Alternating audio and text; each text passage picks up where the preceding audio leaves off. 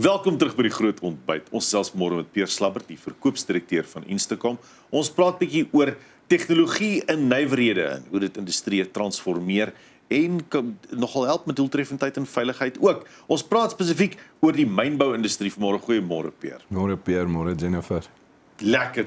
Hoorie, kom ons praat oor tegnologie. Tradisionele nywerhede, vanoggend mynbou, het 'n groot afhanklikheid van 'n klomp goed, digitalisering, automatisering, the Internet of Things, om goed in 'n wolk te stoor, die maklike verkrygbaarheid van inligting en dies meer. Watter impak het dit dan nou spesifiek op doeltreffendheid en veiligheid vir een van hierdie groot industrieë? Ja, ek dink jy raak toe baie belangrike punte daar, want op die myne gaan dit definitief oor die doeltreffendheid daarvan.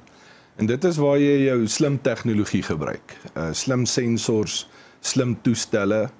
Die sensors kom meerendeels voor op waar hulle dit op masjinerie gebruik in die myne, wat jou die aanduiding gee, daar's fout op die masjien, of jy het stilstaande tyd, want stilstaande tyd op 'n myn kos baie geld.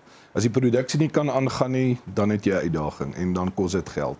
Jou toestelle is meerendeels vir die werkers, om die werkers te assisteer, waar hulle beweeg in die myn, waar hulle gelees in die myn. Daar's baie areas in die myn waar daar hoë temperature is, gevaarlike areas waar hoë mate van vibrasie plaasvind, wat in ineenstortings kan plaasvind. Ek dink aan gasse, metaangas wat kan, so daar's baie gevare daarin. Dit wil jy nogal deur die toestelle wil jy beheer en meet, om te weet, daar is doeltreffende toepassing van waar die werker in beweeg. Ek dink ook dan die outomatisering van jou masjinerie. Want as jou masjinerie geautomatiseer is jou produksie dadelik op. Jou downtime spreek jy aan deur wat ons nou net oor gespraat het, en dan dit haal ook die werkerskomponent om foute te maak totaal en al uit die pad uit, want dit is geautomatiseer. Die werker kan nie noodwendig wat jy op staat maak 'n fout maak nie. So in die doeltreffendheid kant spreek 'n ou dit aan. Maar ek dink aan die veiligheidskant is dit ook belangrik. Deesdae word drones gebruik, afstandbeheerde voertuie word gebruik om in areas in te gaan waar dit nie vir die werker noodwendig moontlik is om te gaan nie, om inspeksies te gaan doen en waar die ontploffings plaasvind, ondersoeke te gaan doen, etc. Maar op hierdie toestelle ook baie interessant, het jy wat jy noem 'n dead man switch. So as iemand ondergrond is en hy's vir 'n te lang tydperk in 'n stilstaande posisie, dan gaan daar notifikasies na beheerkamers toe of kontrolekamers toe om te sê daai persoon op daai vlak het vir die laaste minuut en 'n half glad nie enige beweging getoon nie. Daar's dalk 'n redelikheid van gevaar vir hulle. En ek dink ook aan die veiligheidskant is dit waar die kunsmatige intelligensie 'n groot rol speel. Want jy kry historiese data en daai historiese data gee vir jou trends. En daai trends kan dan nou omgeskakel word. En hoe doen ek 'n vooruitskatting dat hierdie goed risikobestuur beter toegepas kan word op die myne? Dis nou baie interessant, want ek het nou aan so baie dinge geraak ook, en ons praat gereeld oor hierdie operasionele doeltreffendheid, wat so belangrik is dan op die myne spesifiek, en die strategieë en die tegnologieë, want jy praat van produksie moet verhoog en kostes ook verlaag. Dis belangrik, beide daai twee. Ja, ek dink met die verlaging van kostes is dit waar dit, kyk, jy wil seker maar op die einde van die dag, wat is jou doeltreffendste goed wat jy kan doen op so infrastruktuur. En dit is om te digitaliseer en outomatiseer, want dit sit jou in die posisie om te kan beplan en te bestuur, maar ook om jou masjinerie optimaal te benut, soos jy gepraat het van die produksie. Want glo vir my vry, dat as jy dalk 'n uur of 2 stil staan in 'n sekere area van produksie, beïnvloed dit nie net jou as die kontrakteur op daai spesifieke area nie, maar daar is 'n 360 siklus wat gevolg moet word. En almal in daai siklus word beïnvloed as gevolg van die een area wat stil staan. En dan het ons geraak om kunsmatige intelligensie. Dit is deesdae, dis op die lippe. Dis baie aktueel, want dit maak 'n groot verskil om na 'n trend te kan gaan kyk oor 'n tydperk, om jou te help om sekere goed beter te beplan, beter te strategeer en ook te verhoed dat sekere dinge gereeld gebeur. Ja. En om jou te help, soos in 'n voorbeeld van produksie, soos jy nou na verwys het, Jennifer. As jy dalk 'n masjien iets breek, 'n komponent op die masjien breek, as jy nie dit in voorraad het, so gou as moontlik nie, dan het jy 'n probleem en dan hoe langer jy wag, hoe langer staan jy, hoe meer geld verloor jy. En dan raak die koste 'n kardinale aspek van verliese vir al as jy dit moet aanspreek. Pierre, hoe integreer 'n mens al hierdie goed? Jy praat spesifiek van 'n aanwysing van die dead man switch ding. Jy praat van hoe voertuie werk, hulle effektiwiteit, produktiwiteit, die tyd wat hulle stil staan.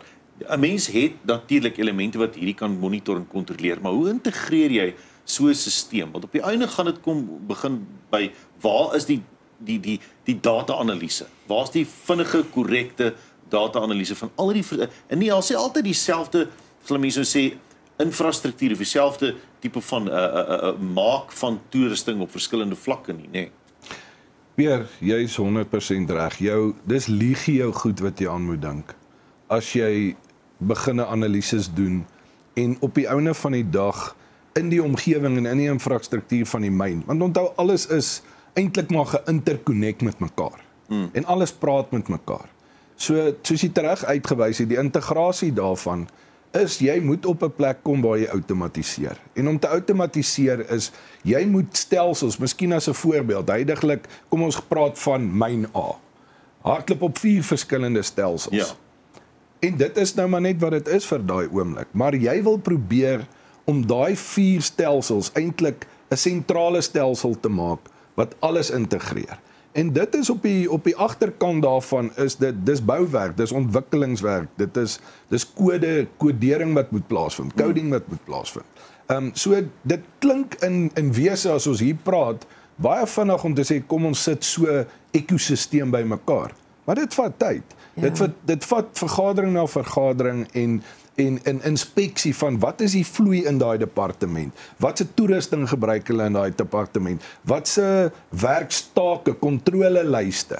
As jy gaan kyk net na jou health and safety op sy eie, daar seker 50 na 100 kontrolelyste wat op 'n myn gebruik word.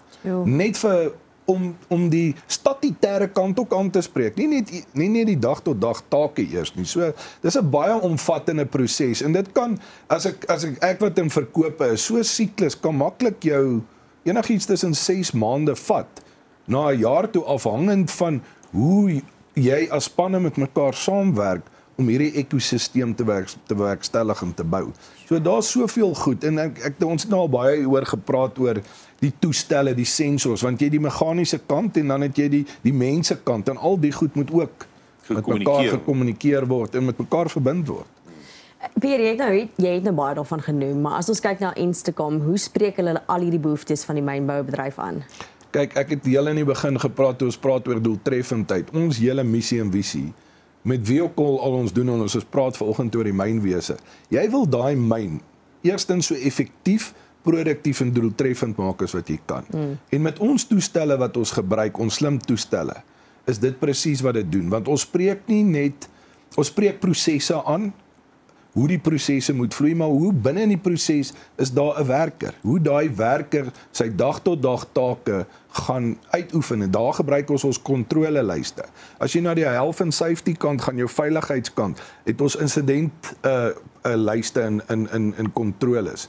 Wat as 'n persoon ondergrond iets oorkom, wat is die protokol wat gevolg word om daai persoon weer tot veilige area te kry, in 'n hospitaal te kry, behandeling te kry, daai hele insident in sy totaliteit toe te spreek, want onthou daar's baie goed wat die statutêre kant, jy moet bewys kan lewer wat daar gebeur het. Die aksies wat geneem is. En in ons toestelle neem jy die foto is date and timestamp, so dis nie 'n foto wat opgemaak kan word nie, want ons het dag en 'n datum daarby van die insident. Dan praat ons van toegangsbeheer op die myne, is val op goudmyne, diamantmyne, dis krities. Jou turnstiles wat ons verskaf om in te gaan, jou biometriese sisteme wat jy jou vingerafdrukke insit om in te gaan. En nog voor jy daarin gaan kom die opleidingskant, en dis wat ook baie relevant is tot die digitalisering en outomatisering, want jou opleidingsprogramme word gedigitaliseer, so jou ervaring vir die persoon wat vinnige 10 minute opleiding moet kry voor hy op hy myn kan gaan, is op so 'n vlak dat dit eintlik baie visual is en baie gou om te verstaan. So dit is wat ons maar in wese aanspreek in totaliteit binne in die mynwese. 'n baie komplekse probleem met 'n baie omslagtige en deursigtige, wel, 'n welbedagte oplossing. Baie dankie vir jou draai vanmôre. Ek waardeer Pierre, dankie. Dankie Jennifer. Nou ja, Lekker dis dag vir julle. Pierre Slabbert van Instacom. As jy enigstens met Instacom kontak wil maak, gaan gerus na hulle webtuiste toe, instacom.co.za, so maklik soos dit, en dan sê jy baie maklik meer inligting oor hulle daar kry.